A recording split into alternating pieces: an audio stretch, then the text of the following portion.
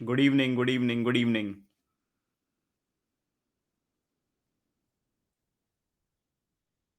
Good evening. Purnima, Advait, Nisha. Great, great, great. करते हैं start 1 minute में।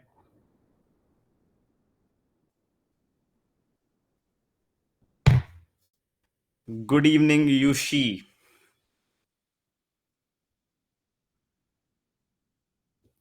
बस 1 मिनट में हम स्टार्ट करते हैं।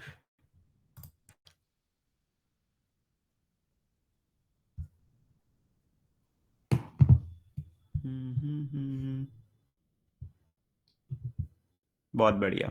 Good evening Anuradha. Good evening Madhu. चलिए, चलिए, चलिए, चलिए। बिल्कुल, बिल्कुल। करें स्टार्ट फिर।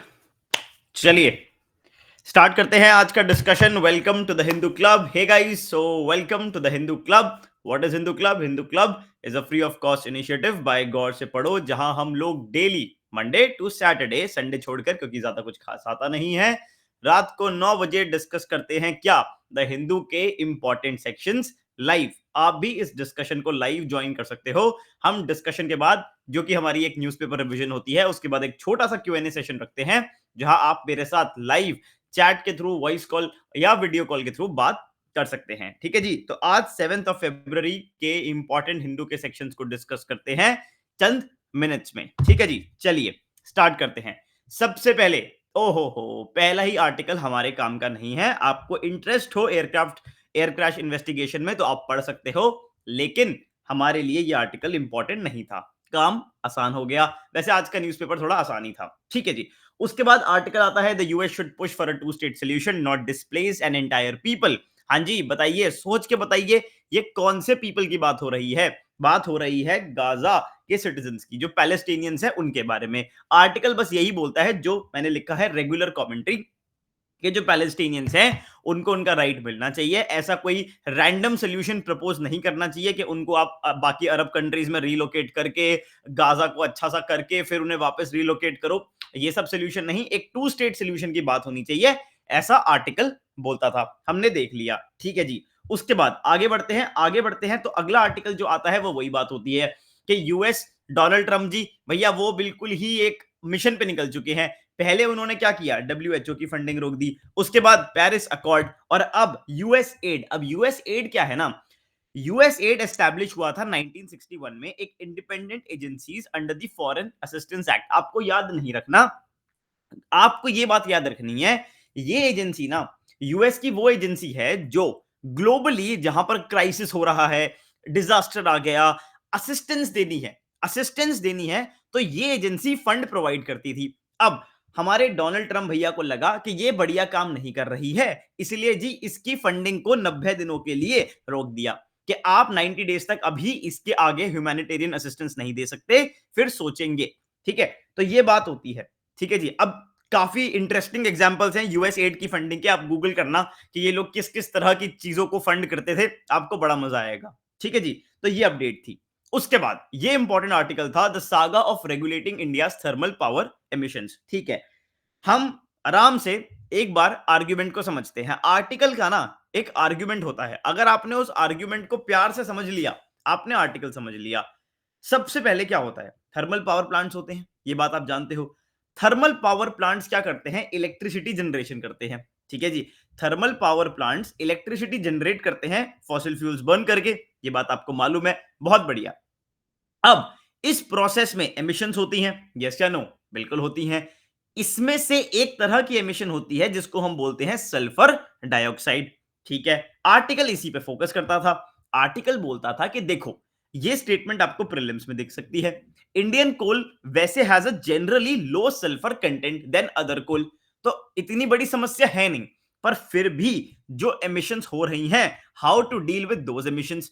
तो एक टेक्नोलॉजी होती है, इसका नाम याद रखना, flue gas desulphurisation. FGD technology. अगर आप FGD टेक्नोलॉजी को एक थर्मल पावर प्लांट में इस तरह से इंस्टॉल करते हो तो क्या होता है ना, जो एमिशंस होते हैं वो फिल्टर हो जाते हैं। लेकिन प्रॉब्लम क्या है, ये इंस्टॉलेशन में कॉस्ट आती है और हाई जेस्टेशन पीरियड होता है। आई होप आपको जेस्टेशन पीरियड का मतलब मालूम है। इंफ्रास्ट्रक्चर के टॉपिक में भी ये वर्ड आपको बार बार दिखता है। ठीक है, अब क्या है, गवर्नमेंट ने डेडलाइन दी थी कि जो हमारे थर्मल पावर प्लांट्स हैं उनके पास ये टेक्नोलॉजी इंस्टॉल्ड कब तक होनी चाहिए, सल्फर डाइऑक्साइड के एमिशंस को कंट्रोल करने के लिए कब तक मेजर्स इन प्लेस होने चाहिए। इस डेडलाइन को जो 2024 तक थी उसको एक्सटेंड कर दिया है 2027 तक। अब आर्टिकल बोलता था कि भैया तुमने ये तो कर दिया, आप देखो 22 gigawatt of thermal power plants ने ऑलरेडी एफजीडीज को इंस्टॉल कर दिया है। ठीक है, और additionally 102 gigawatt, nearly 50% of the installed thermal capacity is in advance stages of setting up FGD. यानी कि टोटल थर्मल पावर प्लांट्स में से 50% इस टेक्नोलॉजी को ऑलरेडी इंस्टॉल करने वाले हैं। अब क्योंकि आपने डेडलाइन 2027 तक कर दी, तो ये लोग क्या करेंगे ना, ये लोग 2027 तक इस टेक्नोलॉजी को यूज ही नहीं करेंगे क्योंकि ये एक्सपेंसिव होगी, उनकी कॉस्ट बढ़ेगी। इसीलिए आप ये जो टेक्नोलॉजी आपने लगाई इसका फिर फायदा क्या हुआ, ऐसा आर्टिकल बोलता था। ठीक है, अब ये एफजीडी टेक्नोलॉजी क्या होती है, क्या इसकी डिटेल्स होती है, कैसे ये काम करती है, इसको हम डिटेल लेक्चर में कवर कर लेंगे। ठीक है, ओके। अब आर्टिकल आता है, should India build a sovereign foundational AI model. आप में से कितने लोग ऐसे हैं जो अभी तक करंट अफेयर्स पंचायत का पार्ट नहीं है, मैं ये जानना चाहता हूं। उसका एक रीजन है, बताइए। हाँ जी, आप मुझे चैट में बता सकते हैं। खैर, जो लोग भी करंट अफेयर्स पंचायत कोर्स का पार्ट नहीं है, मैं उनको बताऊं, हमने अपने कोर्स के अंदर बड़े ही प्यारे तरीके से एक फाउंडेशनल एआई मॉडल क्या होता है उसको डिस्कस किया था। अगर मैं आपको बहुत ब्रीफ में बताऊं ना, 2-3 मिनट में, तो आपको मालूम होगा एक कंपनी है जिसका नाम है ओपन एआई। ठीक है, ओपन एआई एक कंपनी है जिसने एक एआई मॉडल बिल्ड किया है जिसका नाम है चैट जीपीटी। ठीक है जी, चैट जीपीटी एक एआई मॉडल है। अब अगर हम थोड़ा ऐसे लिख लें, ओपन एआई एक कंपनी है, उसका मॉडल है चैट जीपीटी।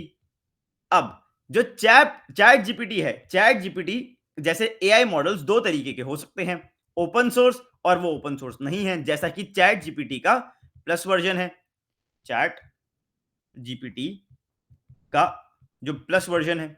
ठीक है, अच्छा, ओपन सोर्स का मतलब क्या है, ओपन सोर्स का मतलब है, ओपन सोर्स का कि भैया इसको आप कॉपी कर सकते हो और इसके बेसिस पर आप खुद अपना एक एआई मॉडल बना सकते हो। ठीक है, इंडिया में यह काम तो होता है। आर्टिकल बोलता है कि भैया हमको फाउंडेशनल मॉडल्स भी बनाने चाहिए।